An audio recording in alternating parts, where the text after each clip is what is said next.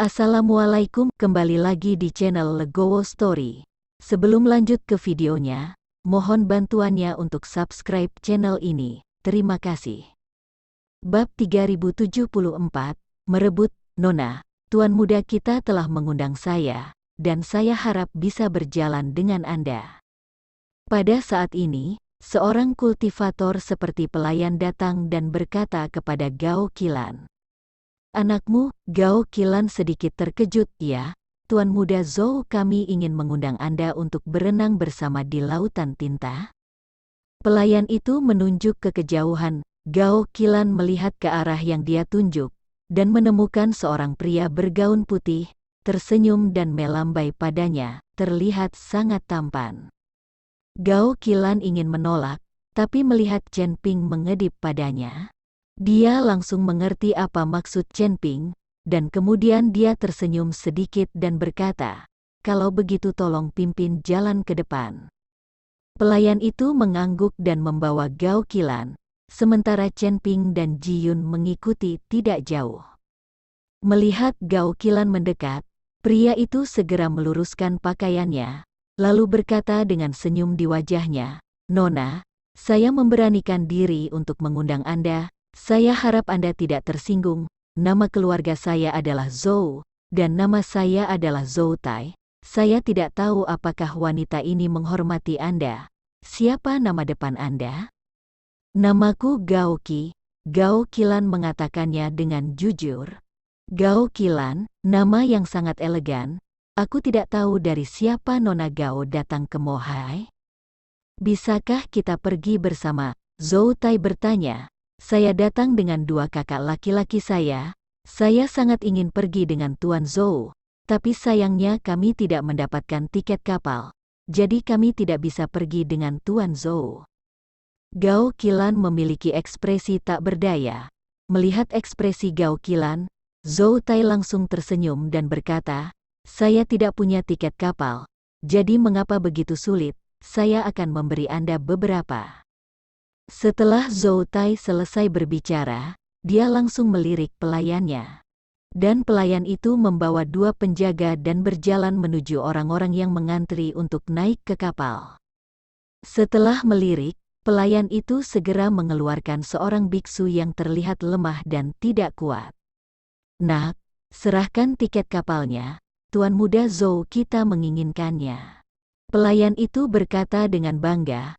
Meskipun tiket kapal itu anonim dan dapat dirampok, terlalu mencolok untuk merampoknya di depan umum di dermaga, terlihat bahwa keluarga Zhou harus memiliki kekuatan tertentu. Jika tidak, Zhou Tai tidak akan berani melakukannya minggu ini. "Apa yang ingin kamu lakukan, di depan begitu banyak orang, merebutnya secara terbuka?" Biksu itu berkata dengan sedikit ketakutan di matanya. "Siapapun yang mengatakan saya mencurinya, saya memberitahu Anda tiket kapal Anda." Saat dia mengatakan itu, pelayan mengeluarkan koin roh dan pergi ke tanah, lalu mengambil biksu itu dan meminta seseorang untuk menemukan tiket perahu dari situ. Melihat ini, pembudidaya tidak berani mengatakan apa-apa lagi.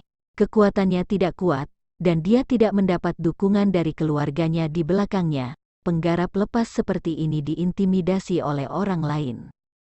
Setelah berhasil, pelayan itu menjadi semakin gugup, dan kemudian melihat ke arah orang-orang yang mengantri.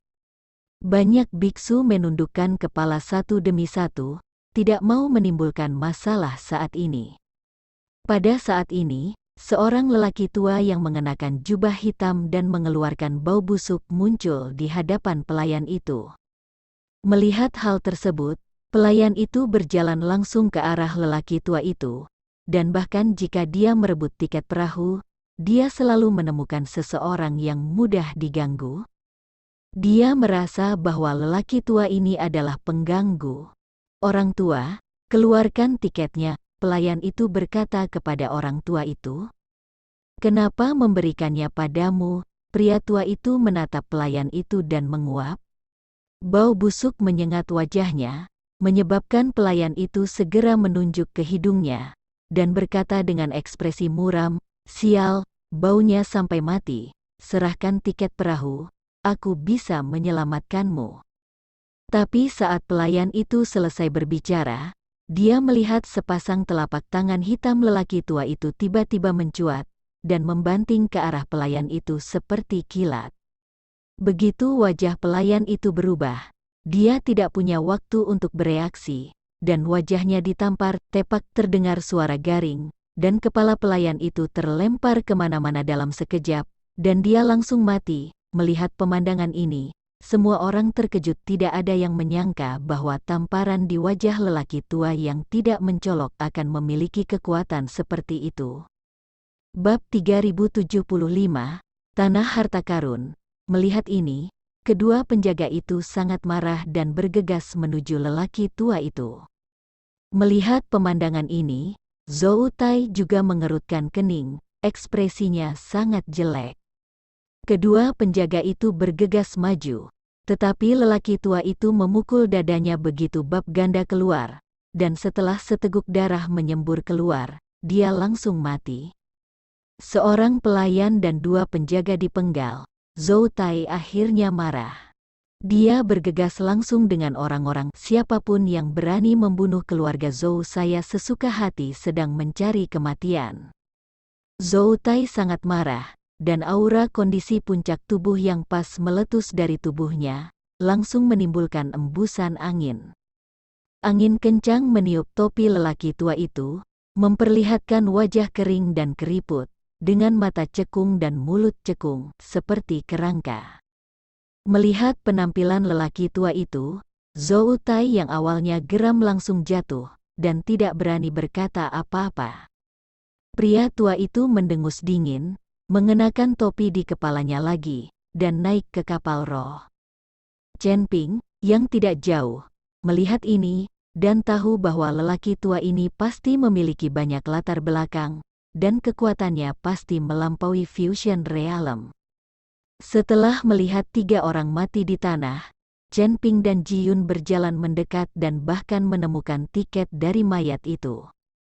Orang-orang ini bersama Zhou Tai, mereka pasti punya tiket kapal.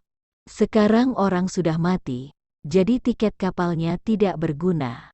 Ketika Zhou Tai melihat seseorang mengobrak-abrik mayat bawahannya di depan wajahnya, wajah Zhou Tai memerah karena marah. Hanya karena dia tidak berani melakukan apapun pada lelaki tua itu, bukan berarti dia tidak berani melakukan apapun pada orang lain. Terlebih lagi, Chen Ping hanya peringkat kelima dari alam pemasangan tubuh, dan Ji Yun hanya peringkat ketujuh dari alam pemasangan tubuh. Zhou Tai sama sekali tidak takut. "Kalian berdua sangat berani. Kamu benar-benar merampok tiket kapalku di depan wajahku." Aura Zhou Tai menyelimuti mereka berdua, "Orang-orang mati. Apa gunanya tiket perahu? Mengapa tidak kita gunakan saja?" Chen Ping berkata kepada Zhou Tai, "Bahkan jika saya menghancurkan tiket kapal, tidak ada orang lain yang boleh menggunakannya." Setelah Zhou Tai selesai berbicara, beberapa penjaga di belakangnya langsung mengepung Chen Ping dan Ji Yun. "Tuan Muda Zhou, hentikan. Ini adalah 2 kakak laki-laki saya yang ikut dengan saya." Melihat ini, Gao Qilan buru-buru berkata dengan lantang. Ketika Zhou Tai mendengar ini, dia buru-buru menarik napas, lalu melirik Gao Qilan dan berkata, "Nona Sang, apakah ini kakak laki-lakimu?" "Ya, mereka tidak punya tiket kapal, jadi itu sebabnya." Gao Qilan mengangguk dan berkata, "Karena ini kakak laki-laki Nona Gao, saya benar-benar minta maaf, Anda menyimpan tiket kapalnya, bagaimanapun juga, mereka semua sudah mati, jadi mereka tidak membutuhkannya." Sikap Zhou Tai telah mengalami perubahan 180 derajat. Zhou Tai tidak peduli dengan pelayan yang mati dan 2 penjaga. Bagi mereka, kematian beberapa budak tidak berbeda dengan kematian beberapa semut. Sekarang setelah Chen Ping dan yang lainnya memiliki tiket perahu mereka tidak perlu lagi merampok tiket orang lain, jadi mereka mulai menaiki perahu. Setelah memasuki kapal roh besar, Chen Ping menemukan bahwa ada sesuatu yang benar-benar tersembunyi di dalamnya. Setelah menunjukkan tiket, seorang anggota staf membawa mereka ke atas. Dengan naiknya setiap level, dekorasi interior kapal roh jauh lebih mewah. Terlihat bahwa lantai atas kapal roh ini seharusnya yang terbaik. Chen Ping dan yang lainnya berhenti ketika mereka mencapai lantai 5, dan kemudian pemandu menemukan kamar mereka. Karena butuh waktu berhari-hari untuk mengarungi lautan, kabin atas memiliki ruangan terpisah. Namun, kabin di bawah semuanya adalah tempat duduk, dan lingkungannya terlihat agak keras. Nona Gao, apa yang kamu butuhkan? Katakan saja padaku, ada segalanya di kapal roh ini. Selain itu, ini pertama kalinya kamu datang ke Mohai, jadi kamu tidak mengenalnya. Nyatanya, Mohai ini tidak seseram yang dikatakan rumor, sebaliknya, lautan tinta ini adalah harta karun, kata Zhou Tai sambil tersenyum. Bab 3076, menjual tanah harta karun. Gao Qilan bingung. Tentu saja, Mohai dikabarkan sangat berbahaya, sehingga hanya sedikit orang yang datang ke sini. Justru karena itu berbagai harta karun di kawasan Mohai belum ditemukan. Kalau bukan karena ombak besar di Mohai beberapa waktu lalu, beberapa harta dicuci ke pantai dan diambil oleh orang lain, tidak akan banyak orang yang berburu harta karun. Tidak banyak orang di Mohai setiap tahun, karena berita yang disebarkan oleh orang-orang yang telah melihat harta karun itu, mereka menarik begitu banyak orang. Berbicara tentang ini, Zhou Tai jelas sedikit marah. Menurut apa yang kamu katakan, bukankah ada harta karun yang sangat besar di lautan tinta ini? Chen Ping bertanya, tentu saja, ada harta karun yang sangat besar di lautan tinta, tapi aku belum pernah melihat orang memasuki lautan tinta. Yang paling banyak adalah mengambil kapal roh, menyelamatkan beberapa harta terapung, atau pergi ke pulau di lautan tinta untuk menemukan peluang. Siapapun yang berani pergi ke laut sedang mencari kematian, dan sama sekali tidak ada kemungkinan untuk selamat. Zhou Tai mengangguk dan berkata, lalu mengapa dikatakan bahwa kapal roh tenggelam 2 hari yang lalu? Melihat Zhou Tai tahu banyak tentang Ohai, Ji Yun buru-buru bertanya.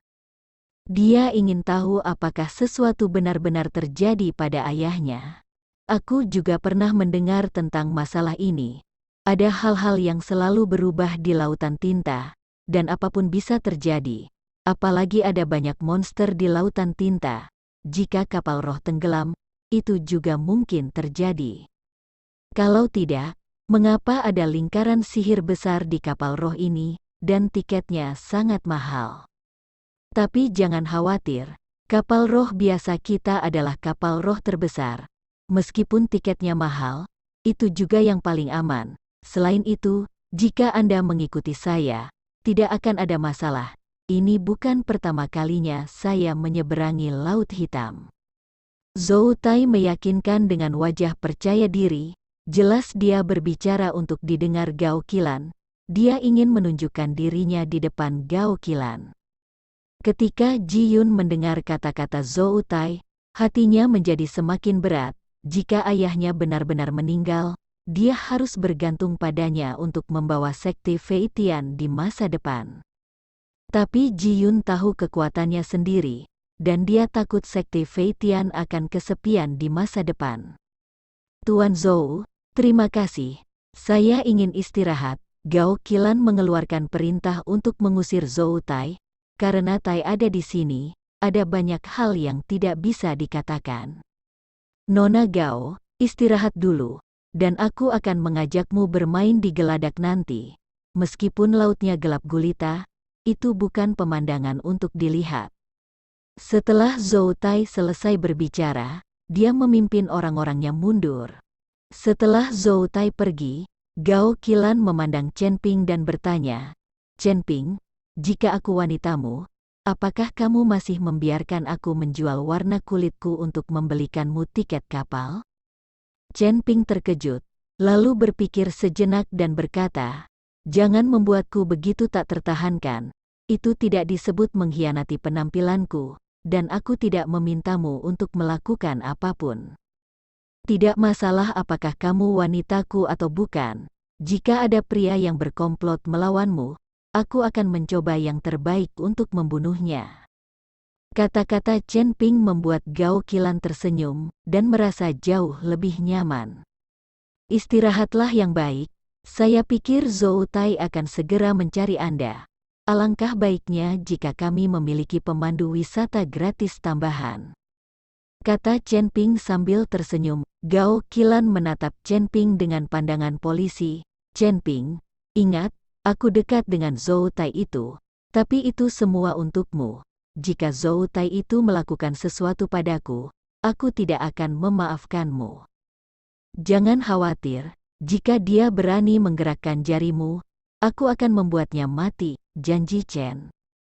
Meskipun Zhou Tai berada di puncak Fusion Realm, Chen Ping tidak takut lagi. Chen Ping pergi dengan Ji Yun.